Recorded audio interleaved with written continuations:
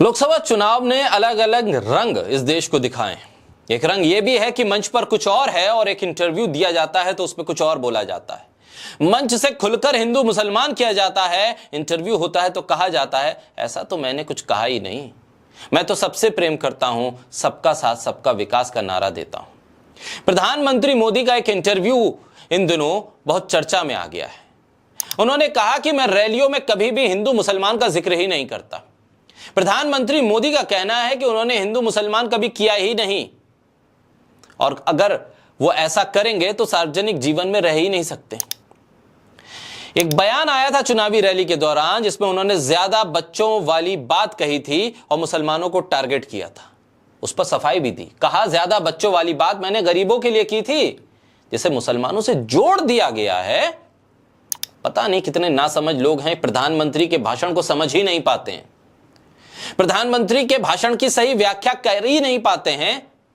प्रधानमंत्री का भाषण दरअसल भाषण नहीं होता है, एक कविता होती है जिसके अलग अलग रूप होते हैं। आपकी इच्छा है, आपकी श्रद्धा है, आप किस रूप को स्वीकार करते हैं, दरअसल उस भाव से प्रधानमंत्री भाषण देते हैं।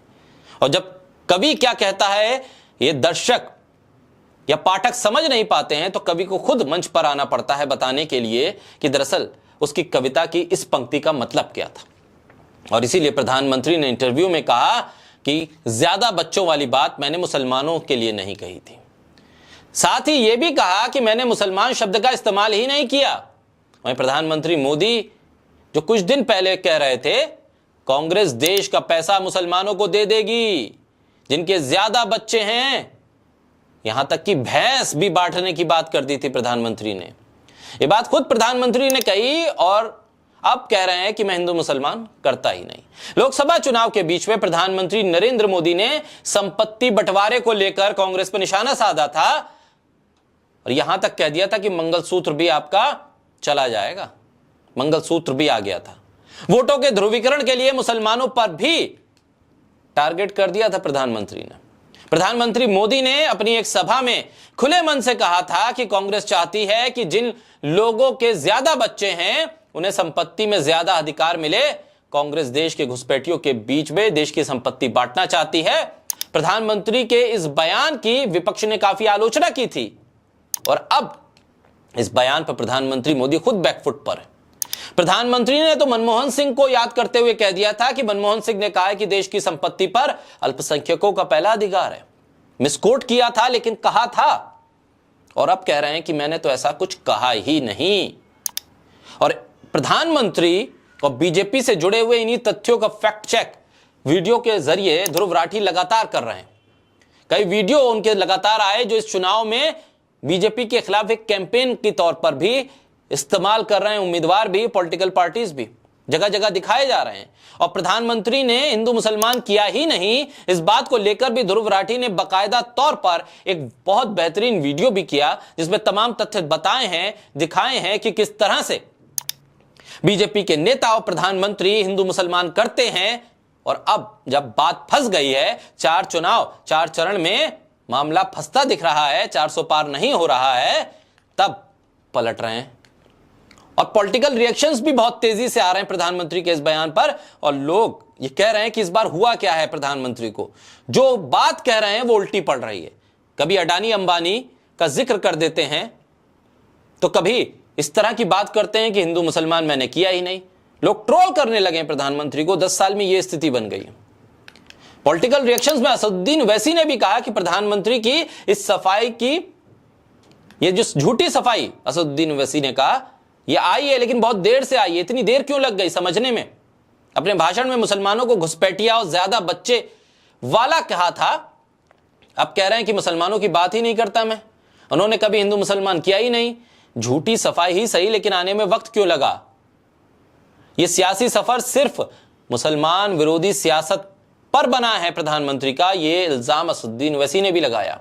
इस चुनाव में बीजेपी ने मुसलमानों के खिलाफ न जाने कितने झूठ और न जाने कितनी नफरत फैलाई।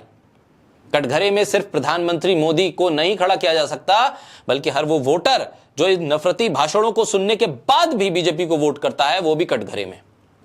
दरअसल राजस्थान के एक चुनावी रैली में प्रधानमंत्री मोदी ने पूर्व प्रधानमंत्री मनमोहन सिंह के एक पुराने भाषण का हवाला देते हुए मुसलमानों पर टिप्पणी की थी, जिसमें उन्होंने मुसलमानों को घुसपैठिया और ज्यादा बच्चे पैदा करने वाला कहा था। लेकिन बात यहां तक सीमित नहीं है। कर्नाटक बीजेपी का आरक्षण को लेकर एक ट्वीट आया था, मुसलमान विरोधी चुनाव विज्ञापन विवादों में आया था। उसके बाद इलेक्शन कमीशन को भी थोड़ी सी हरकत दिखानी पड़ी थी, फिर जाके वो विज्ञापन हटा था। इसके अलावा उत्तर प्रदेश के मुख्यमंत्री योगी आदित्यनाथ ने कहा था कि कांग्रेस कहती है कि हम पर्सनल लॉ के जरिए शरिया कानून को लागू करवा देंगे। इस तरह के बयान दिए थे। जेपी नड्डा बीजेपी के अध्यक्ष, उन्होंने कहा था कि जब मैंने कांग्रेस के मैनिफेस्टो को देखा तो मुझे आश्चर्य हुआ कि कांग्रेस पार्टी का मैनिफेस्टो है या मुस्लिम लीग का मैनिफेस्टो। ये है हिंदू मुसलमान। और प्रधानमंत्री कहते हैं कि हम तो बहुत पाक साफ हैं, बहुत मासूम हैं।